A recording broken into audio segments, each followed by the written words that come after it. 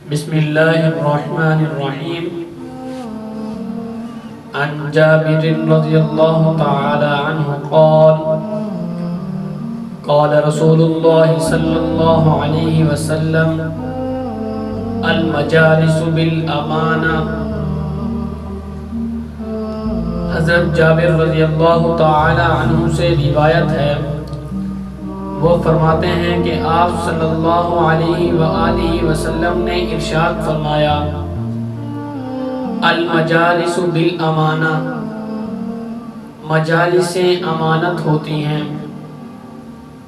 حضور نبی کریم صلی اللہ علیہ وآلہ وسلم کی اس حدیث کا مطلب یہ ہے، آپ صلی اللہ علیہ وآلہ وسلم فرماتے ہیں کہ مجالس امانت ہوتی ہیں، یعنی مجلسوں کے اندر جو بات کی جاتی ہے، مجلسوں کے اندر جو بات کی گئی ہو، کوئی شخص بھی اس بات کو باہر آ کر نہ کرے، یہ مجلسوں کے آداب ہیں۔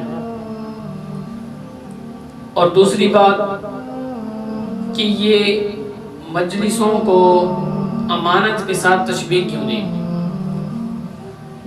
تشبیہ دینے کی وجہ ہے وہ اس طرح کہ امانت کا معنی ہے محفوظ رکھنا، کسی شے کو اپنے پاس محفوظ رکھنا، یعنی اس کا خیال رکھنا۔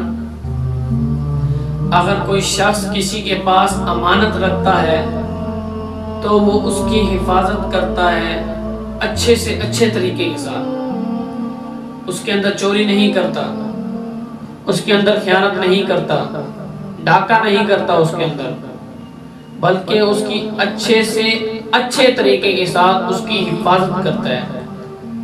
اسی طرح مجلسوں کے اندر جو بات کی جا رہی ہو یا جو بات کی گئی ہو، انسان کو چاہیے کہ جس طرح وہ امانت کی حفاظت کرتا ہے، امانت کو اپنے پاس اچھے سے اچھے طریقے کے ساتھ محفوظ رکھتا ہے، اسی طرح یہ مجلسوں کے آداب میں سے ہے کہ اس بات کو بھی اپنے پاس محفوظ رکھے۔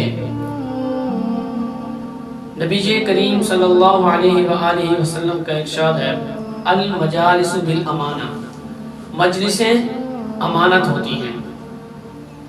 نبی جی صلی اللہ علیہ وآلہ وسلم کی اس حدیث کا جو مطلب تھا وہ میں نے آپ حضرات کے سامنے رکھ دیا۔ اب دوسری بات کہ کون سی باتیں ایسی ہیں جو مجلس کے اندر کی جا رہی ہوں اور باہر آ کر بتلانا وہ انسان کے اوپر لازم ہو جاتا ہے۔ 3 باتیں ہیں۔ نمبر 1، مثال کے طور پر مثال لے لیں کہ مجلس کے اندر یہ بات ہوئی کہ زید کو قتل کر دیا جائے ناحق، ٹھیک ہے، یہ بات ہو رہی تھی مجلس کے اندر۔ اب عمر نے یہ بات سن لی، اب یہ بات اس پر لازم ہے کہ وہ باہر آ کر عمر کو، زید کو یہ خبر کر دے کہ فلاں مجلس کے اندر تجھے قتل کرنے کی سازش کی جا رہی ہے، ایک منصوبہ بنایا جا رہا ہے۔ اب یہ بات اس کے اوپر لازم ہے، اگر یہ بات آ کر وہ باہر کر دے تو اس سے وہ کیا کہتے ہیں، اس حدیث کا مزاج نہیں بنے گا، وہ اس حدیث سے یہ بات تعلق نہیں رکھتی، یہ بات اس کے اوپر لازم ہے کہ وہ باہر آ کر بتائے۔ نمبر 2 بات،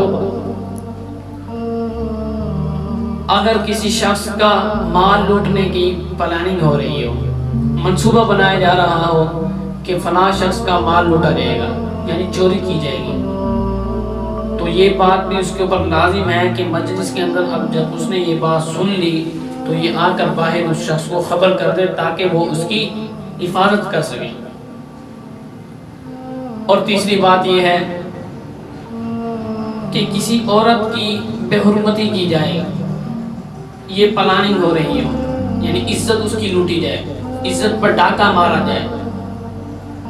اب جب یہ مجلس میں بات ہوئی، اب اس شخص نے باہر آ کر اس عورت کو خبر دے دی، اس کو آگاہ کر دیا تاکہ وہ اپنی عزت کی حفاظت کر سکے، تاکہ وہ اپنی حفاظت کر سکے، تو یہ بھی آ کر بتلانا اس کے اوپر لازم ہے، جائز ہے اس کے لیے۔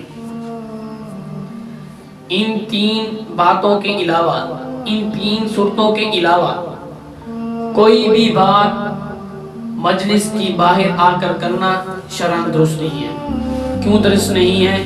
اس کی بھی ایک وجہ ہے۔